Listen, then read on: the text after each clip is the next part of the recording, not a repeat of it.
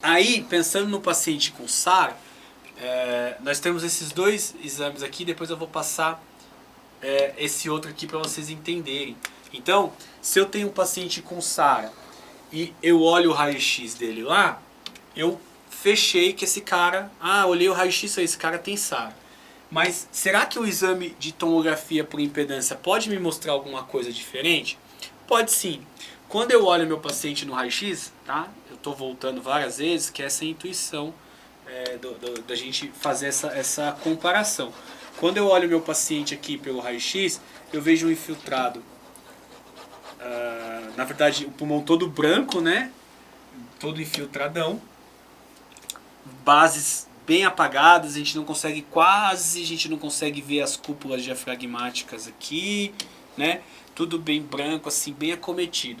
Eu olho relação baixa, pulmão, raio-x assim, paciente com sepse, tem SARA. Tá bom, mas aí quando eu faço a tomografia, tem SARA, mas e aí? Tem SARA, mas como está o resto desse pulmão? Esse pulmão aqui, por exemplo, na tomografia, né, a gente percebe aqui uma pequena área de ventilação, né, acompanhada de uma área fechada. Tá? Então a gente tem uma atelectasia importante aqui embaixo, né, que pode ser por atelectasia, pode ser por preenchimento alveolar. E a gente tem um pulmãozinho ventilado, né? A gente tem um negocinho que chama baby lung. É um pulmãozinho pequeno, 300 e 500 gramas de pulmão ventilado. Já nessa outra aqui, a gente tem uma área muito pequenininha de pulmão ventilado, né? Ó. E a gente tem uma grande área de atelectasia, né? de pulmão fechado, né? E a gente tem acometimento pulmonar aqui também, ó. A gente tem, parece até que a gente vê alguns broncogramas, enfim. A gente tem dois tipos de pulmões diferentes. Um pulmão com um baby lung muito mais pronunciado e um pulmão com um baby lung não tão pronunciado. Olha, aqui tem áreas ventilando, mas olha como tem pouca área preta. A maioria das áreas aqui estão acometidas. Então, o que eu tenho que entender? Por que eu estou falando que o recrutamento alveolar ele faz parte de apenas uma estratégia protetora? Porque nem todos os pacientes vão ser recrutáveis. Qual paciente, olhando a imagem, é mais recrutável? Esse ou esse? Olhando a imagem, aparentemente o paciente que vai responder mais ao recrutamento é esse. Por quê? Porque ele tem muito mais áreas aeadas, né, de baby lung, e ele tem áreas de atelectasia aqui. Professor, mas aqui, ó, ele também tem área de atelectasia e aqui as áreas fechadas. Se eu recrutar, talvez eu abra essas áreas. Sim, talvez você abra, mas se ele tiver um acometimento primário pulmonar, aquela área de acometimento pulmonar não vai abrir, porque é uma consolidação. Então é isso que eu tenho que ter em mente. Tá? Então a pergunta é sempre essa. Tem baby lung? Ó, área ventilada, fechado, broncogramas aéreos e acometimento pulmonar. Será que esse cara tem SARA pulmonar ou tem SARA extrapulmonar? Possivelmente esse cara tem uma SARA pulmonar. Então possivelmente ele vai me responder menos. Ou não, ou ele até pode responder bem. Então eu preciso sempre avaliar se a SARA é pulmonar ou é extrapulmonar, tá? Já vou voltar nisso de novo. Então aqui a gente tem aquela clássica imagem normal desse lado e a cometida deste aqui. Quem assistiu a minha primeira aula já viu eu falando mais ou menos isso daqui, só que uma imagem diferente. Então num pulmão normal, eu tenho aqui, ó, os alvéolos estão bem revestidos, os capilares estão muito bonitos, tudo aqui dentro do capilar está funcionando, o interstício, né, a barreira alveolo-capilar está bonitinha, pneumócito tipo 2 produzindo surfactante, o macrófago está bonitinho lá dentro.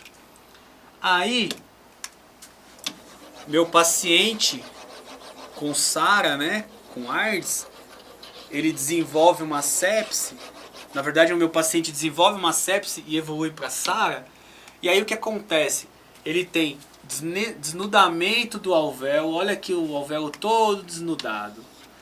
Olha a alteração que ele tem no interstício. Olha o capilar cheio de poros aqui, ó, né? Passando o neutrófilo, saindo para fora do capilar, indo para o interstício, para a barreira alvéolo capilar e automaticamente entrando lá dentro do meu alvéolo.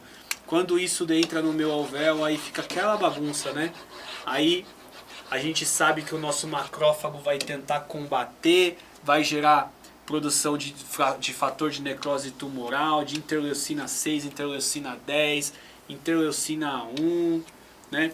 Vamos ter ativação do neutrófilo, aí ele vai liberar oxidantes, leucocitrenos, vai ter vai ter fibrina dentro do alvéolo, o pneumócito tipo 1 não vai mais funcionar, não vai se diferenciar em pneumócito tipo 2, não vai produzir surfactante, vai ser aquela bagunça. Esse pulmão vai ficar cheio de infiltrados dentro dele, com características eosinófilas, vai ter sangue porque vai ter células vermelhas dentro do pulmão, vai ter necrose e apoptose da célula tipo 1, das células tipo 1, vai ter protease, vai ter produção de colágeno, e vai ter aquela bagunça, tá? Então, o paciente com SARA vai ter essas alterações. E aí, eu tenho que lembrar que eu estava comentando lá na frente da SARA pulmonar e da SARA extrapulmonar. Isso já foi demonstrado por alguns autores. Esse estudo é livre, é free, dá para pegar na internet, é só digitar o nome dele. E é um estudo muito bacana que nos demonstra que existem possíveis diferenças do paciente com SARA pulmonar e com SARA extrapulmonar. Então eu vou aqui, não vou mostrar na lousa, mas eu vou falar para vocês. Um paciente com pneumocistose, ele pode ter SARA? Pode. Ele é SARA? Ele é uma SARA. O paciente com hemorragia alveolar, ele é SARA? Ele é uma SARA. Um paciente com H1N1, ele é uma SARA? Ele é uma SARA. Qual que é o problema? Eles são SARAs pulmonares e não extrapulmonares. Vamos pegar um exemplo de uma ARDS pulmonar e seus problemas. Tem baby lung aqui? Lembra pulmãozinho aerado com atelectasia? Não. Eu estou cheio de consolidações. Olha quantas consolidações tem aqui nesse pulmão. Tem várias consolidações. Várias. Qual que é o problema? Esse paciente possivelmente não é passível de recrutamento alveolar. Porque ele tem preenchimento alveolar por consolidação. Não é infiltrado eosinófilo, é consolidação. Infiltrado inflamatório. Ele tem ausência de atelectasia, ele não tem atelectasia, ele tem preenchimento. A gente tem que diferenciar preenchimento alveolar de atelectasia. Atelectasia é uma coisa, preenchimento alveolar é outra. Preenchimento alveolar por líquido de rico em eosinófilos dependente da gravidade, que fica mais nas regiões dependentes do pulmão, é diferente de um preenchimento alveolar de fator inflamatório. Esse paciente talvez não responda ao recrutamento alveolar. E é isso que a gente tem que entender.